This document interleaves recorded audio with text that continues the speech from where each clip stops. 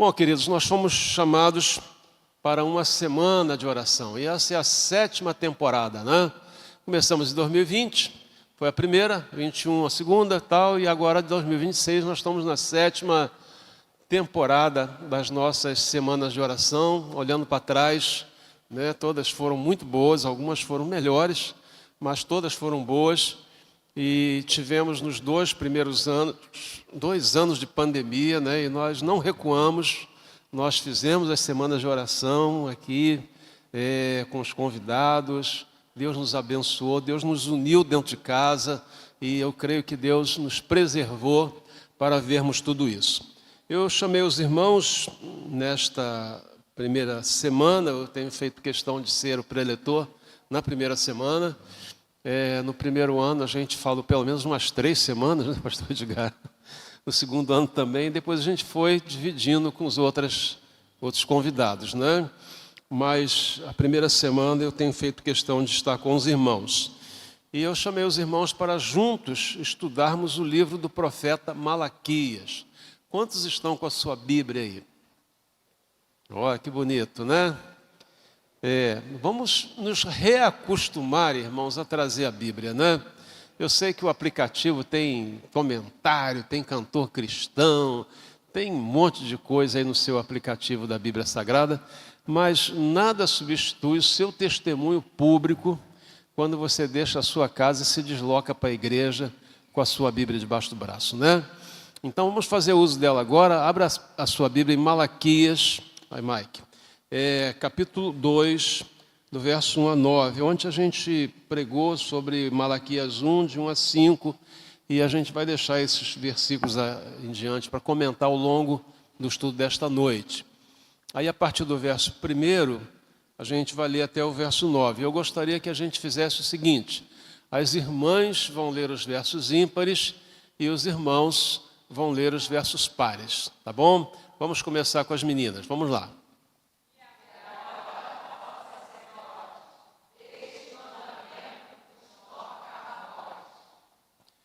E se o não ouvirdes, e se não propuserdes no vosso coração dar honra ao meu nome, diz o Senhor dos Exércitos, enviarei a maldição contra vós e amaldiçoarei as vossas bênçãos, e já as tenho amaldiçoado, porque vós não pondes isso no coração.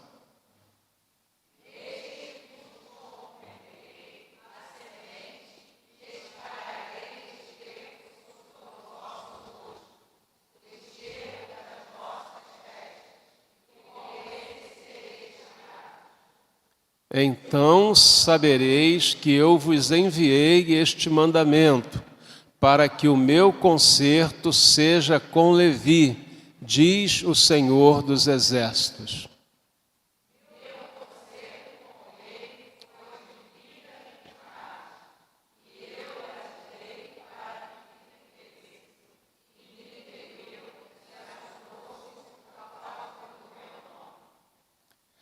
A lei da verdade esteve na sua boca, e a iniquidade não se achou nos seus lábios. Andou comigo em paz e em retidão, e apartou a muitos da iniquidade.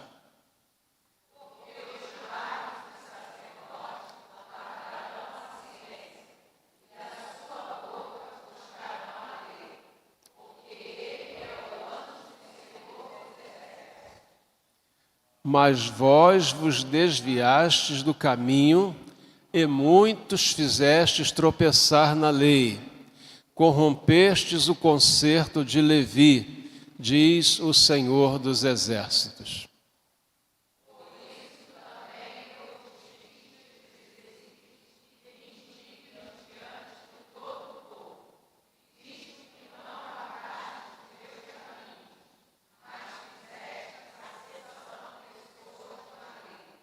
Amém? Até aí, curva a sua cabeça. Pai querido, obrigado por esta noite, obrigado pelos meus irmãos que aqui vieram. Obrigado a Deus pela Tua palavra que continua falando de uma maneira tão contundente, tão objetiva, e que possamos, ó Deus, sob a unção do Teu Espírito, possamos tirar o que de melhor há nela para aplicá-la, Senhor, à nossa vida, às nossas ações, ao nosso viver, ao nosso andar. Que o Senhor seja conosco e que esta seja uma semana de ganhos, de boas e grandes experiências contigo. É a oração que fazemos, agradecidos, em nome de Jesus. Amém e amém. Queridos, um chamado à gratidão, né? A gratidão deve ser algo comum à vida do cristão.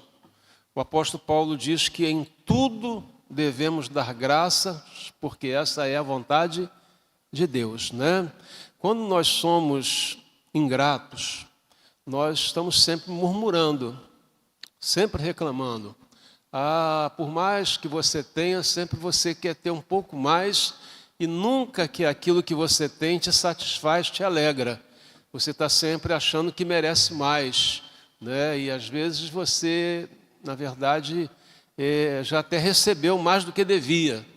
E Deus não vai confiar mais a você exatamente porque você não sabe ser grato pelas coisas que Deus já tem feito na sua vida. E é exatamente sobre isso que eu quero lembrar com os irmãos ao longo desta semana. Hoje, de um modo especial, né, o nosso texto, ele está se dirigindo aos líderes. Ele está falando aqui aos pastores. Ele está falando aqui aos sacerdotes do templo.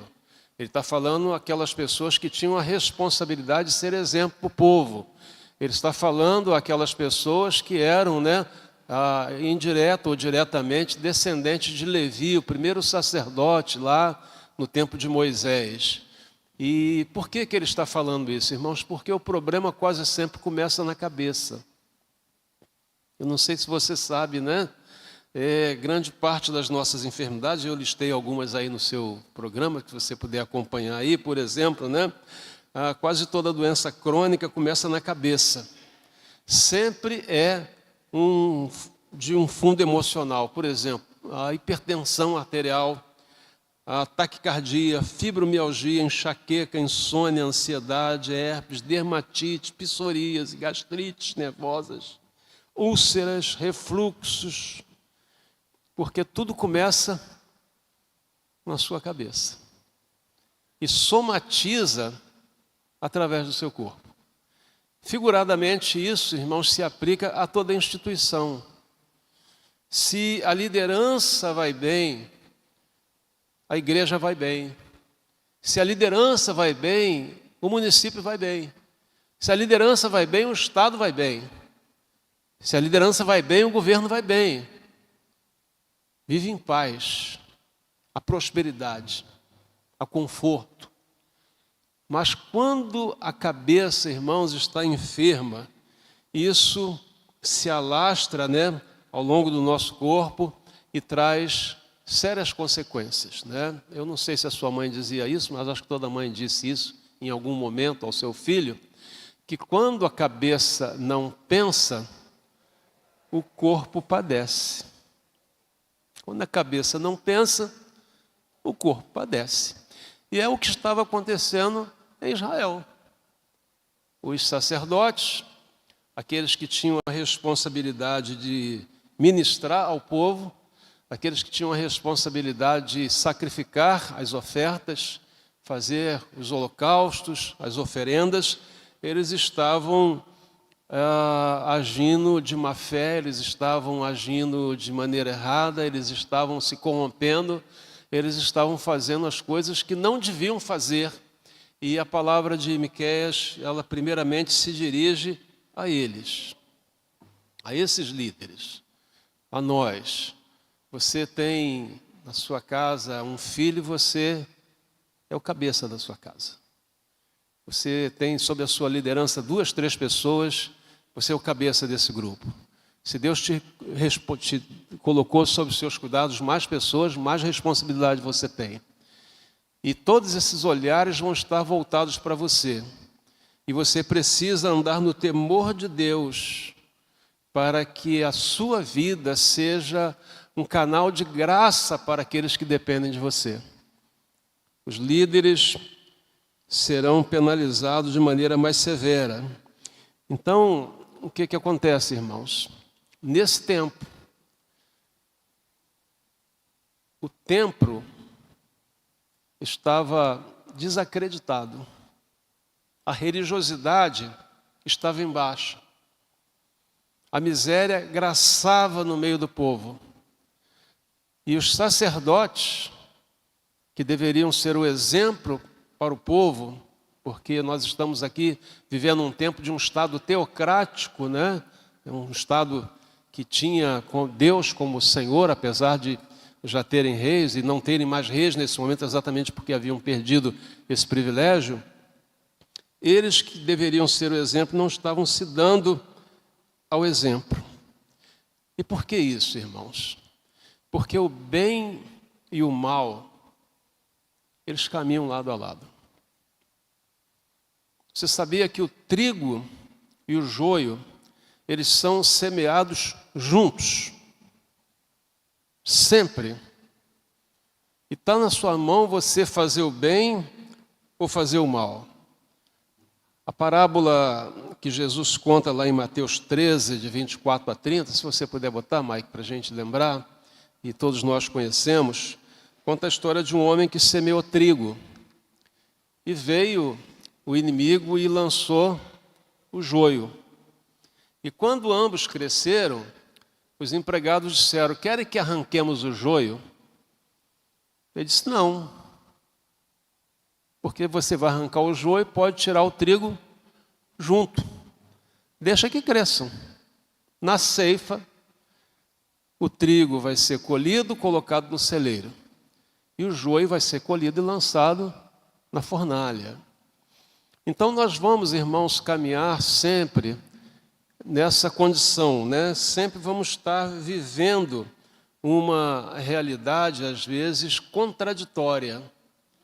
E é por isso que muitas pessoas apostatam a sua fé, muitas pessoas abandonam a sua igreja, abandonam a sua religiosidade, porque ao invés de projetarem a sua fé naquele que é o autor da nossa fé, que é Jesus, elas começam a idolatrar pessoas.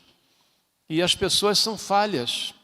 Às vezes elas falam coisas que nos entristecem, às vezes nos escandaliza, né? Eu estava agora no período de carnaval, lá com a minha família, e houve lá um momento em que a minha sobrinha queria mostrar um veículo que a família tinha comprado, novo, né? E eu disse assim: olha, eu não vim aqui para ver o veículo, eu vim aqui para ver vocês, pô. Eu vim aqui para estar com vocês. Eu estou preocupado com o que você tem, estou preocupado, né, de a gente cultivar essa relação de família. Mas foi de boa, assim, num momento muito tranquilo, e depois aquilo ficou na minha cabeça, e aí eu liguei para ela. Eu falei assim: olha, lembra que a gente estava conversando segunda-feira, foi segunda-feira de carnaval? Sim, tio, o que foi e tal? Assim, olha, acho que eu fui indelicado com você. Ah, mas por quê? Eu falei assim: olha, você queria mostrar lá a Kawasaki lá do seu esposo, né? E eu já tinha visto ele passar com ela, não sou muito curioso, né? Não sou muito conhecedor, e também não dou muito valor demais a essas coisas, tem o seu valor, evidentemente. E aí eu disse a você que tinha ido lá mais para ver vocês, né? Ela disse: não, tio, eu entendi, não é nada disso, mas você imagina, né? Porque às vezes você, sem querer, você às vezes gera um escândalo no coração de uma pessoa que você ama. Então, o que o nosso querido profeta Malaquias está dizendo aqui é o seguinte, irmãos: o bem e o mal, eles vão caminhar lado a lado de cada um de nós. Já ouviram aquela parábola, né, do sujeito que ele tinha dois cães, né, e um era muito agressivo e o outro era muito passivo. E ele disse: como é que você administra isso? Eu disse: bom, aquele que eu quero que me represente, eu alimento mais. Então, se eu queria que aquele que fosse mais agressivo demonstrasse a sua força, eu alimentava ele. Se eu quisesse que ele não me representasse, eu alimentava o mais passivo. Então, está em nossas mãos fazer o bem e o mal. E, infelizmente, nessas circunstâncias aqui, os sacerdotes estavam fazendo mais o mal do que o bem. E nós estamos falando de uma realidade de 25 séculos atrás. E aí a gente traz para o nosso contexto hoje, irmãos. Eu vi um vídeo recente, agora um pouco antes do Carnaval, um discurso do presidente Lula, dizendo, ele disse isso, e é claro que certamente não é tanto, que 90% dos evangélicos sobrevivem com verbas do governo. Eu acho, irmãos, que essa estatística não é verdadeira. Mas vamos diminuir isso aí para 9%, que seja o dízimo disso. Já é uma vergonha. É uma vergonha que líderes fiquem em negociação para levar vantagem em várias circunstâncias. Empregos de cabide, nomeações que você não precisa aparecer no trabalho, verbas para eventos especiais. Se nós não formos capazes, irmãos, de crer nesse Deus que nós servirmos e honrarmos a Ele com o pouco que temos, nós vamos ser escândalo para aqueles que estão lá fora. Isso está acontecendo hoje. Lula disse que 90%, eu acredito que talvez sejam menos, né?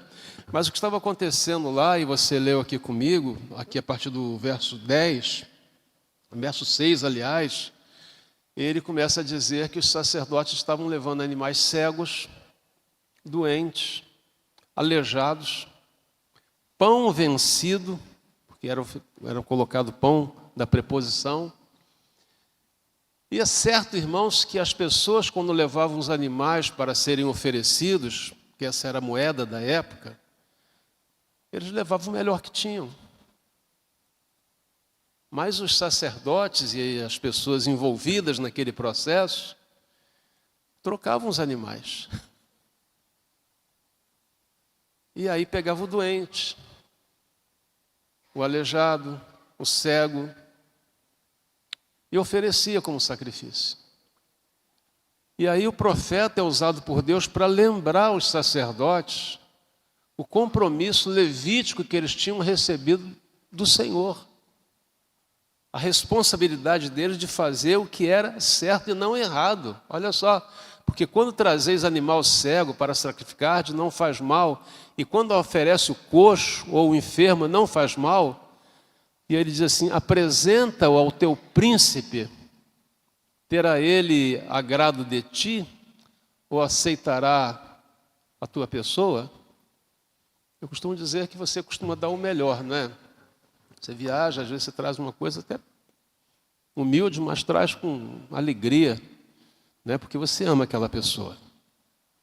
Mas se você oferecer uma coisa estragada, ruim, a sua reputação vai água abaixo.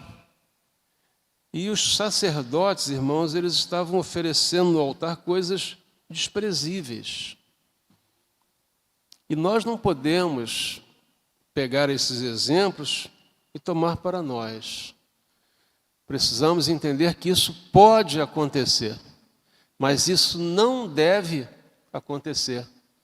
E se não deve acontecer no altar, com os sacerdotes, com os líderes, não deve acontecer na nossa vida pessoal. Porque a nossa responsabilidade ela é individual e pessoal, né? Então, nós temos aqui o exemplo de líderes que não acreditam naquilo que fazem. Porque eu duvido, irmãos, uma pessoa que crê naquilo que prega, que ela vai se prestar a isso. Um líder de verdade é aquele que se sacrifica pelos seus liderados. É aquele que acorda mais cedo e dorme mais tarde. É aquele que trabalha mais para o bem dos outros. Então, quem se permite corromper nas coisas sagradas também se permite nas demais coisas. E não é incomum ouvirmos de pastores e padres acusados de abusos sexuais, negócios escusos. Não vamos comentar as outras religiões que não conhecemos, né? Mas no contexto evangélico nós conhecemos. Lá no livro de Samuel conta a história da casa de Eli. Eli era um sacerdote. Eli que criou Samuel. E os filhos de Eli, irmãos, eles eram totalmente corrompidos. E porque eles eram corrompidos, as revelações e os milagres eram raros. As falas, os oráculos sagrados eram muito raros de acontecer. E como eu disse no início, tudo começa na cabeça. Se os líderes eles não zelam pela sua vida espiritual, não vamos esperar que os demais façam isso. E aí o que acontece, Aquela família, a família de Eli, irmãos, ela foi reprovada. E Deus levanta um adolescente que foi se firmando diante do povo, foram vendo evidências na vida dele de que ele era uma pessoa especial, e de fato era especial. Então, se você tem uma classe de escola dominical, você é um exemplo para ela. Se você é líder de um pequeno grupo, você é um exemplo para ela. Você deve zelar por isso. E como eu disse anteriormente, o joio e o trigo, eles andam juntos. Bem e mal estão em nossas mãos. Cabe você escolher como deseja ser lembrado. E os exemplos estão aí em toda parte. Nós temos aí alguns pastores presos por envolvimento com merenda, envolvimento com compras superfaturadas e uma série de situações. Agora, essas pessoas não me representam. Elas estão fazendo e elas vão receber aquilo que estão fazendo. E é interessante que o apóstolo Paulo, lá no capítulo 3, no verso 2, ele diz assim: acautelai-vos dos cães, acautelai-vos dos maus obreiros. Por quê? Porque tem obreiros ruins.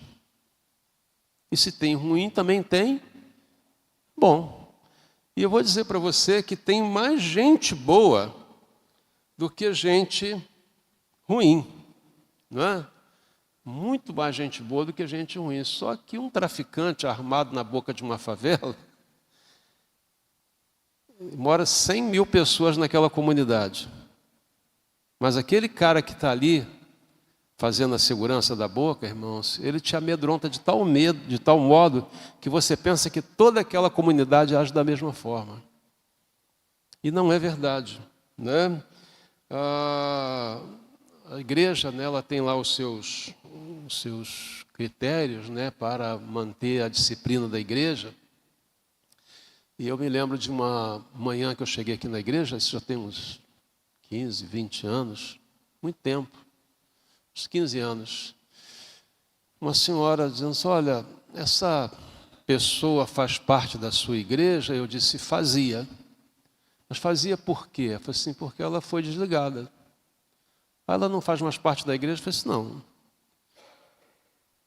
Eu disse: pastor, eu fui vítima. Eu falei: foi vítima de quê? Essa mulher foi na minha casa, disse que teve uma revelação de que uma pessoa que ela conhecia, que era uma advogada, ia resolver o meu problema na justiça. Que eu fosse na igreja. E ela foi à igreja. E chegou lá, irmãos, o pastor, que estava em acordo com as duas, confirmou tudo que aquela mulher tinha dito. E ela deu dinheiro, deu um carro e deu todos os documentos referentes àquele processo na mão dessa pessoa. E ela sumiu com o carro, com o dinheiro e com os documentos. E eu disse: mas você não voltou lá na igreja para falar com o pastor? Eu disse: eu voltei, pastor. Só que a igreja não funciona mais. E eu fui procurar o proprietário, eles saíram de lá devendo 3 meses de aluguel. Eu disse: olha, você está vindo falar comigo agora, Essa pessoa não faz parte da igreja. Também o que as pessoas fazem desse portão para fora é responsabilidade delas. Agora você vai ao fórum, procura o defensor público, conta a sua história, mostra os seus documentos, porque isso é uma quadrilha. Uma quadrilha de pessoas que, em nome da boa-fé do Evangelho, ficam causando danos e fraudes e coisas, né, que de algum modo acabam também por nos atingir. Então, o que acontece, irmãos? O escândalo da Flor de Lis, né, todo mundo deve estar lembrado dessa deputada, né, que o marido foi assassinado lá por um filho, entre aspas. Aquilo ali, irmãos, não aconteceu da noite para o dia. Aquele ministério já estava minado já há muito tempo. Quando você vê um prédio ruíno, ele não vai ruir da noite para o dia. É infiltração, sabe, esgoto, é um monte de coisa que vai acontecendo. Então, existe aí no mercado muitos maus obreiros e tem muitos seguidores. E é por isso que é importante você conhecer a palavra de Deus. Porque exemplos como o da Flor de Lis estão aí pela cidade, né? E certo dia Jesus disse aos seus discípulos: na cadeira de Moisés se assentam escribas e fariseus. Fazei tudo o que eles ensinam, mas não ajam segundo os seus costumes, porque eles ensinam e não praticam. Ensinam e não praticam. Então, nós precisamos, irmãos, tomar isso para nós. Dizer o seguinte: de algum modo você exerce influência em algum lugar sobre a vida de alguma pessoa.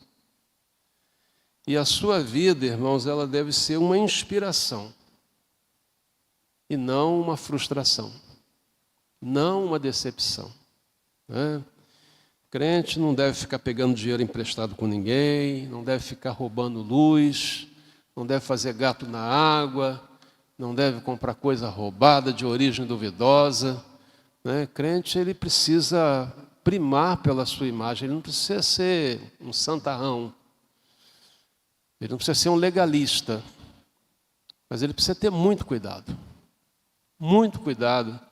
porque há uma multidão, né, que está observando as suas ações. Para a gente caminhar para o fechamento, irmãos, apesar de que existem líderes levianos, líderes que não acreditam naquilo que pregam, existem, evidentemente, muitos bons líderes espirituais, né? Apesar dos maus exemplos, Deus continua falando pela boca de homens e mulheres. Se você atentar para o texto que foi colocado aí, especialmente a partir do verso 4, né? Que o acordo de Deus com a casa de Levi foi um acordo de paz, que os lábios do sacerdote eles devem se abrir para edificar, para abençoar. E diz que a lei da verdade esteve na boca de Levi, a iniquidade não se achou nos seus lábios, andou comigo em paz, em retidão e apartou muitos da iniquidade. Essa deve ser a sua boca, esse deve ser o seu proceder, essa deve ser o seu estilo de vida. E pense comigo, irmão, se o joio e o trigo caminham juntos, a proporção do bem para o mal, irmãos, é a seguinte: para cada 11 bons líderes, você tem um líder ruim. Mas como eu disse para você lá do cara que fica na boca da favela com um fuzil lá, e você acha que todo mundo ali é perigoso, porque o que é mal, ele contamina, né?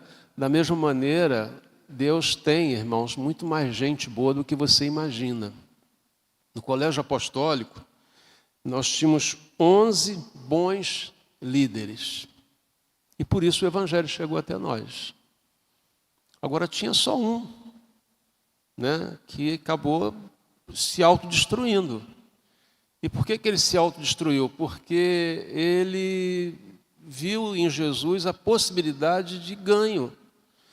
Ele viu em Jesus a possibilidade de ter algum benefício. Ele não estava seguindo a Jesus para aprender, como disse o pastor Ronan aqui ontem à noite, né? Eis que o inimigo está à mesa, não foi isso que ele pregou? Exatamente isso. Ele estava ali ouvindo tudo que os outros ouviram e aprenderam. Mas ele não deu ouvido para a sua própria desgraça, para a sua própria destruição. Então não é porque nós temos maus exemplos que nós não vamos ser bons exemplos. Ainda que você seja minoria. Mas eu estou provando para você aqui, à luz da palavra de Deus, né, que a proporção entre o bem e o mal é de 11 para 1. Acredite nisso. Acredite nisso.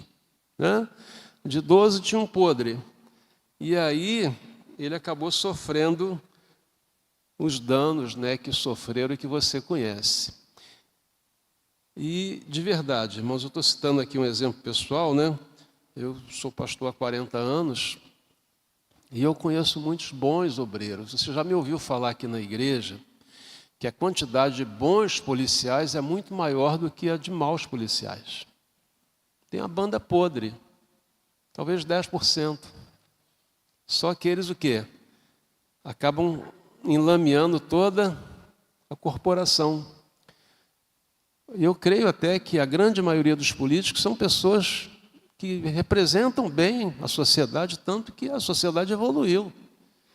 Né? Hoje o Brasil tem um modelo de educação que não dá certo porque a clientela é muito ruim. Mas a proposta é boa. Né? Quem vem de uma geração como a minha, né, que tinha que comprar merenda, que tinha que comprar uniforme, que tinha que comprar caderno, tinha que pagar passagem, hoje o governo oferece tudo isso, dá comida na escola e os moleques não estudam. Então a gente evoluiu, e se evoluiu por quê? Porque houve criação de leis com uma visão social que trouxe, né, muita gente para um processo de educação. Então não é de tudo ruim. Então a gente não pode condenar simplesmente pelas nossas conclusões. Né? E os líderes, irmãos, eles precisam de sustentação. A gente vai fechar com isso, né? O que o pastor está querendo dizer, irmãos? A liderança é um lugar solitário. A liderança é um lugar de muita cobrança. A liderança, ela é muito exposta. A liderança é uma vitrine. Você não conhece todas as pessoas que falam com você. Mas as pessoas te conhecem. Você que canta aqui na frente, quando você estiver no supermercado durante a semana, quem estava aqui no culto vai te ver lá e vai se lembrar de você. O tempo todo acontece isso. Né? Então, os líderes, eles precisam, irmãos, de sustentação. E que tipo de sustentação? Precisa das suas orações. Hoje mesmo eu recebi a informação de um pastor aqui bem próximo de nós, não aqui na região da Baixada, que cometeu suicídio. Um líder bom, cara conhecido. As pessoas se isolam e elas não querem abrir o seu coração e falar das suas dificuldades. Porque o líder também, alguns líderes são vaidosos, né? E eles não gostam, às vezes, de expor as suas necessidades. Eu estava aqui há uns 2 ou 3 anos na igreja, mais ou menos uns 2 ou 3 anos, e a conselho da minha esposa, eu fui a um psiquiatra. A Leodô me obrigou a ir a uma consulta com uma psiquiatra. E ela ficou mais ou menos 1h30 comigo, me ouvindo. E ela disse assim, olha, quem ouve o senhor falar com essa mansidão não acredita que está acontecendo essas coisas no seu interior. Isso é uma bomba prestes a explodir. E eu saí de lá, irmãos, com um monte assim, de receitas médicas. Quando eu fui na farmácia, a maioria era tarja preta e vermelha. E era uma quarta-feira. E aí eu subi aqui no púlpito, lembrando o que eu tinha ouvido da médica, e eu disse para a igreja, irmãos, hoje eu não tenho que pregar para vocês. Não sei se alguém se lembra disso aqui. Irmão Ailton, né? Os mais antigos lembram. Eu hoje estou precisando de ouvir. Porque aconteceu isso. Irmãos, eu nunca fui tão abençoado num culto quanto naquele dia em que eu expus a minha fragilidade. Eu sou pastor, eu estou tomando remédio de tarja preta, tomando remédio de tarja vermelha. Eu estou sob o cuidado de uma psiquiatra.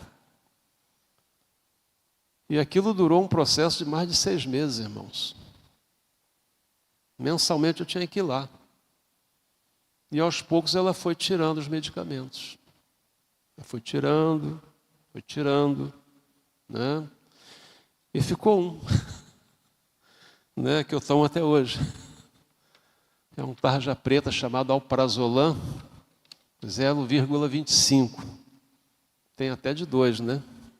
Eu tomo 1/8. Então, por isso que eu acho que eu estou sobrevivendo até agora, né?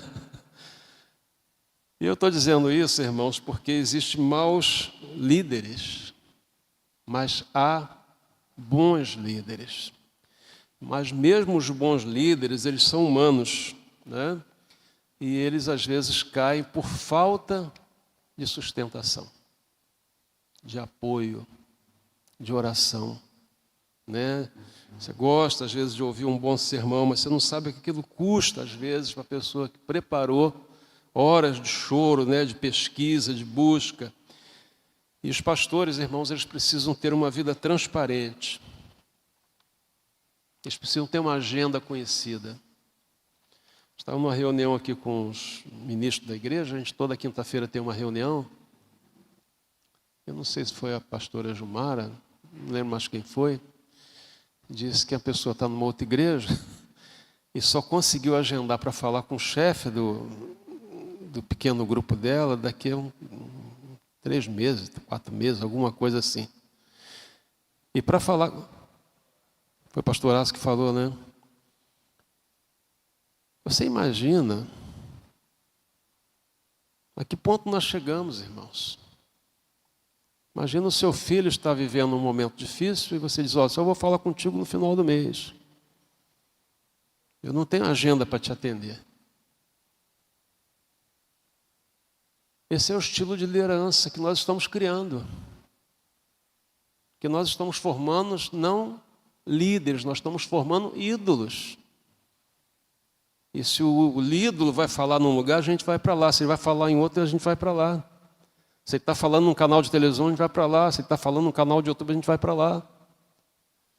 Mas você não conhece os bastidores da vida dele. Por isso que Deus colocou capitães de 10, de 100, de 1000, 10.000. Malaquias, irmãos, ele é um profeta que ele fala de um modo muito duro aos pastores, aos líderes. Mas ele fala à igreja também. E a gente vai tratar disso a partir de amanhã, né? E irônico que ele começa repreendendo os pastores, né, que eram sacerdotes nos templos. Pois se a igreja vai bem, ela é fruto de uma boa liderança. Se ela vai mal, é falta de oração, de habilidade, sabedoria da liderança. Mas a vida do líder está nas mãos do liderado, dos liderados, né? Porque se não houver liderados, não tem liderança. Não tendo audiência, não tem espetáculo. Concorda comigo? Então, se você tem um líder que você crê que ele é um homem de Deus, uma mulher de Deus, a sua professora de escola dominical, a professora do seu filho, sustente ela com as suas orações. Que Deus dê vida, que Deus dê saúde, que Deus dê energia. Que Deus continue levantando pessoas semelhantes a ela para que seus filhos e as pessoas que estão no teu entorno tenham bons exemplos. Não seja só aquele que quer sugar, né? Eu comecei dizendo que o ingrato, ele nunca está satisfeito com o que tem. Aí ele diz assim, eu não posso ofertar porque eu ganho muito pouco. Ora, se você não é fiel no pouco, quem é que vai te colocar sobre o muito? A fidelidade começa exatamente nas coisas pequenas. E se formos fiéis nas coisas pequenas, Deus nos coloca sobre coisas grandes também. Mas se não formos fiéis, irmãos, a gente vai perder o pouco que tem. Então precisamos cultivar um coração grato. Grato pela igreja, grato pela fé. Eu sou grato a Deus pela pessoa que me conduziu ao Evangelho. Eu oro por ele, pelo menos uma vez por semana. Hoje não, porque ele já partiu, né? mas eu oro pela esposa dele, eu oro pelos filhos dele. Porque eu estava numa rota de colisão muito feia. E Deus usou uma pessoa muito simples, né, para falar do amor de Deus e mudar a minha história. E graças a Deus posso dizer a vocês que fui um instrumento para mudar muitas histórias de vida também. Então nós precisamos das nossas lideranças, mas nós precisamos sustentar as nossas lideranças. Precisamos orar por elas, precisamos cooperar com elas, precisamos ajudá-la no exercício das suas funções. Quem é pai e mãe é que sabe, o filho vai dormir, você vai passar a roupa da escola no dia seguinte, preparar a merenda, separar o remédio, acordar mais cedo para fazer o lanche, dormir mais tarde, e tem que estar de bom humor, tem que sorrir, né? Então, ore pela sua liderança. Ninguém é o que é impunemente. Se você ocupa algum lugar, você paga o preço por aquilo ali. Mas é bom você pagar o preço. Valorize o que você faz. Amém?